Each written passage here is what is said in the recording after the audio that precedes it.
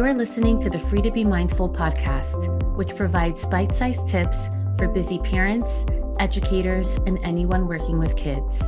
These real talk conversations focus on mindful living, mental health, and personal growth, helping all to learn, grow, and inspire with mindfulness in mind. I'm your host, Vanessa de Jesus Guzman, educator, licensed professional counselor, entrepreneur, and mom. I'm passionate about helping folks live life with peace of mind and ease of heart while not losing their, well, you know, here we go.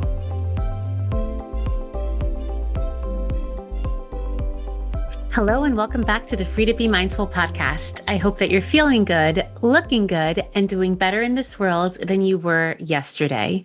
So if you are a consistent follower of the podcast, you may have noticed that I've been MIA for a week or two, or I think it was really 3.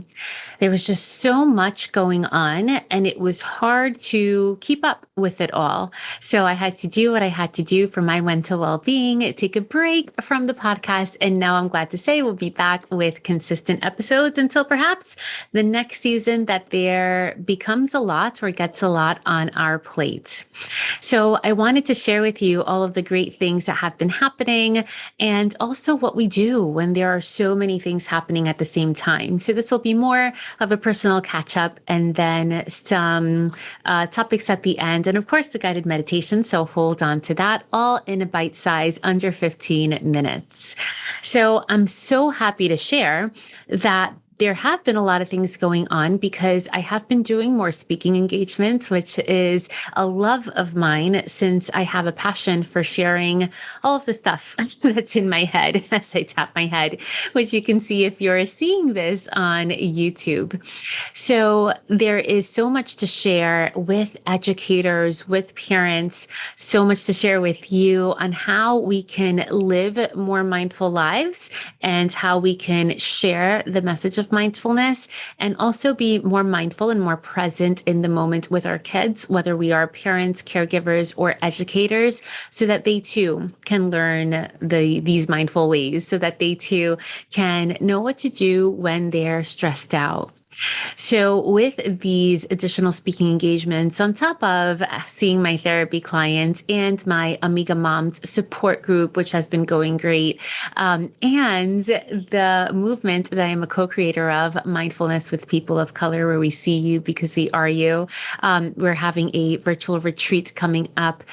So with all of these different projects and balls in the air, and also being part of executive boards on different organizations, there has just been a lot going on all at the same time.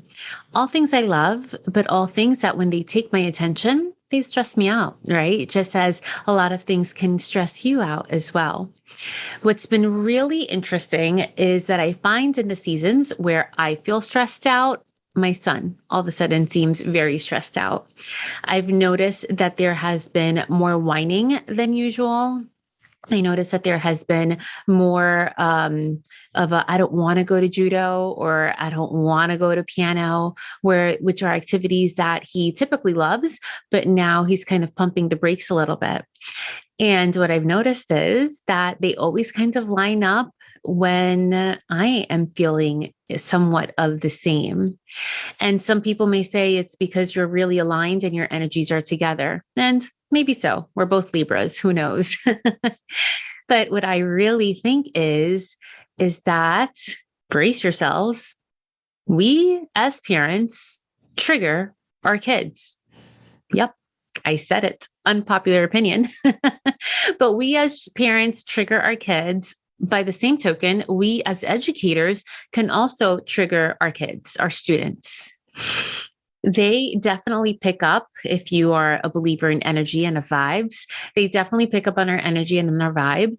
And think about with a friend or with a partner or spouse, or even with a colleague.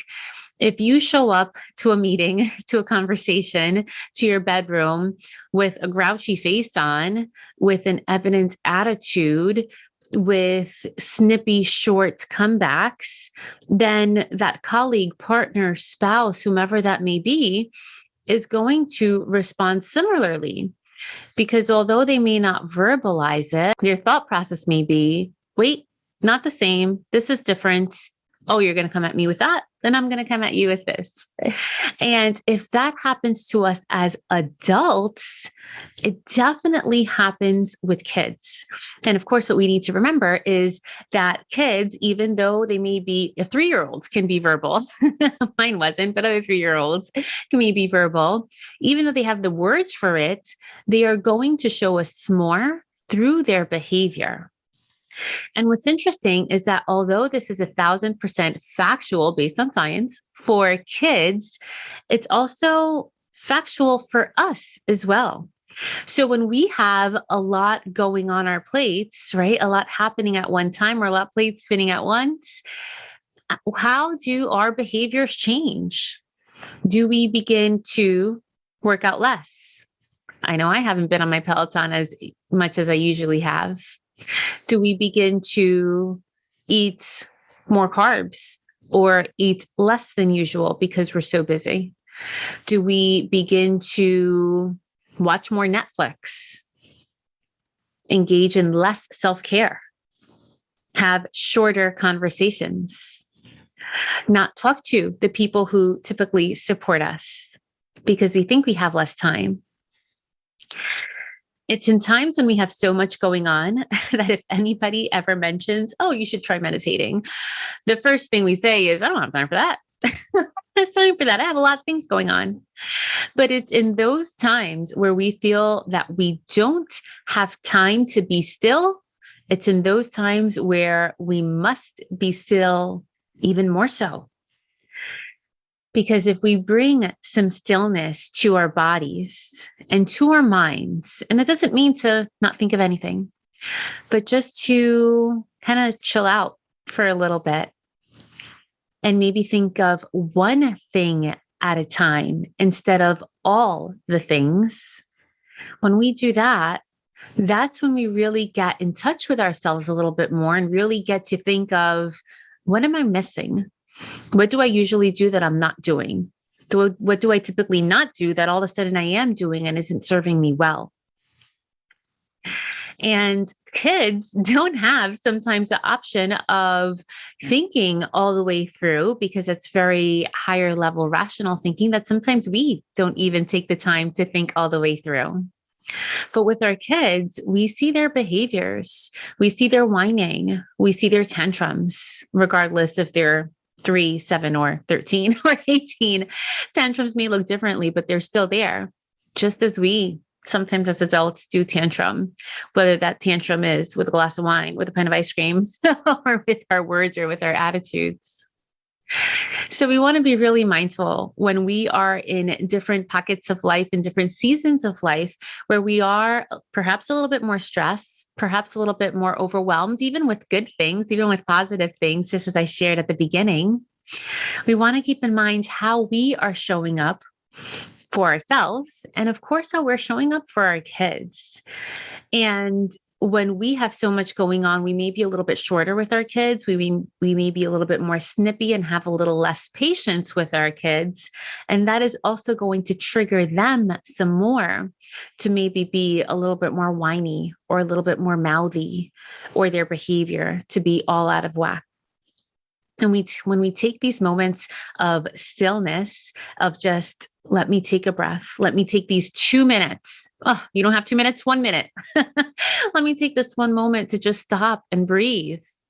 Let me take these 2 minutes, if you got them, to look outside the window, stare at the clouds or the rain, whatever's happening right now. Let me take these 5 minutes and maybe just stretch.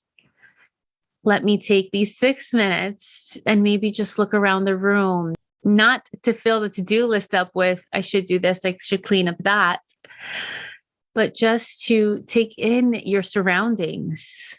You've got 10 minutes. Let me take these 10 minutes to go on a quick walk, regardless of the footwear that I have on, to go on a quick walk and just take in your surroundings around your neighborhood, around your space. And when we do that, my friends, that is when we are able to get ourselves back, right? To feel ourselves in our bodies, to ground ourselves, to see what we are missing, to see what we may have too much of. And it's when we are more still where we have better ideas come to us to begin with, where we can really manage our time a little bit better. But the challenge is to take those moments to do that. And I'm not saying that's easy in no way, shape, or form. It's been tough not chatting with you, this one-sided conversation at first while I am recording the podcast. And then I get the other side of the conversation on email responses from the newsletter or on DMs, on Instagram or Facebook. So I do have the two-sided that way. But it's been hard to not record these podcasts when my heart is in it, when I want to do so. But when I know that it is necessary for my mental well-being, for my mental space, for the type of person that I want to show up as, it's necessary sometimes to take a step back, to take that break and kind of reallocate my energies as what is needed for perhaps a week or two or three until you find balance again and until you can dive back in. Now, you may be thinking, Vanessa, I need to work. I need to do all these things. All of these meetings have to take place. I need to do all these reports. My boss is waiting for this or that. Yeah, it's not easy sometimes to carve out that space. But again, it doesn't have to be hours upon hours of meditation. It doesn't have to be not going to work. Well, sometimes you may need that mental health day, right? But it means finding little pockets of time to do not only what you enjoy, but to find stillness. And when you do so, you'll see the difference, not only in yourself, but also in your kids, in your loved ones, when your colleagues around you, because then you show up as differently. And when we are more aware of how we are showing up, when we are more aware of our emotions and where they're coming from, when we are more aware of the spaces that we are spending more time in, AKA when we're engaging in mindfulness, then we have the space to think a little bit more clearly, to be a little bit more at peace and at ease, to realize what we have to let go of, to realize what we have to bring more of in. And then we can kind of recalibrate and get to it again. So my friends, I am so happy to be back with you as my schedule is getting better. My son's whining and tantrums are slowly getting better. Also helped that he has a mini vacation from his Switch. So that's another strategy for you that you can probably hear more of on the Consult a Counselor series that happen on the opposite days of the Free to Be Mindful podcast. So as always, I thank you for your support. If any of this resonated with you, I welcome for you to screenshot whatever it is that you're listening to this on right now and tag me on Instagram. Tell me your thoughts. Let me know what you think. Let me know what works for you, what doesn't work for you. And if you have any questions as to how to bring more of this into your life, and if you're available to join us on that virtual retreat that's coming up in just a couple of days, definitely go onto my website or to my Instagram or social media profiles and check out more information on that. I am so thrilled to be back, and I invite you to join me in this mindful moment right now. So right now, regardless of where you are or what you're doing, begin to take a breath in. And as you release, imagine some weight being lifted off of your shoulders. As you continue to breathe in and out, sometimes imagining dumbbells or plates of weights or heavy bags. Sometimes that imagination can be a challenge. If it is a challenge, I invite you to just feel where you are right now. Where are your feet? Where are your toes? How are they touching the ground beneath you? Where are your legs? Where is your bottom? How are they being supported in how you're sitting or standing? Where is your back? Where is your stomach? Where is your chest? What can you stretch or roll through to let go of some of that tightness? Where is your jaw? Where is your tongue? Where are your teeth? Where are your eyebrows? As you continue to take breaths in and exhales out, see if you can release any pressure, any tension from all of these different spots in your body.